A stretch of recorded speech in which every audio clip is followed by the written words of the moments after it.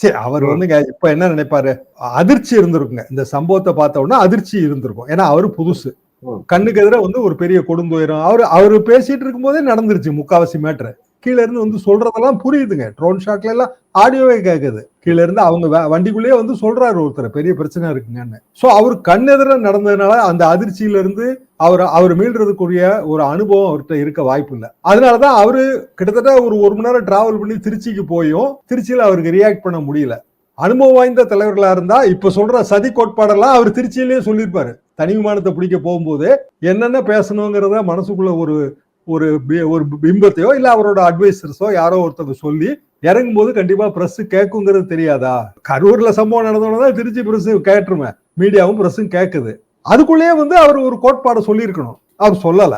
ஏன் சொல்லலைன்னா அவர்கிட்ட வந்து அவரை தாண்டிய கீழே இருக்கிற கட்டமைப்புக்கு அந்த நாலேஜ் இல்ல, தெரியலங்க. எங்க புஷி ஆனந்துக்கு என்னங்க தெரியும்? வாய்ப்பு என்ன? யோசிச்சு பாருங்க. புஷிங்கிற ஒரு தொகுதியில அவர் எம்எல்ஏவா இருந்திருக்காருங்க. பாண்டிச்சேரியில மொத்தம் 2 தெரு அது இல்ல 3 தெரு. வாய்ப்பு இல்ல. இவ்வளவுதான் அவங்களுக்கு தெரிஞ்சது, இவ்வளவுதான். அப்ப இத அப்படியே தேர்தல் வரைக்கும் கொண்டு போறதா கற்பனை பண்ணி பாருங்க.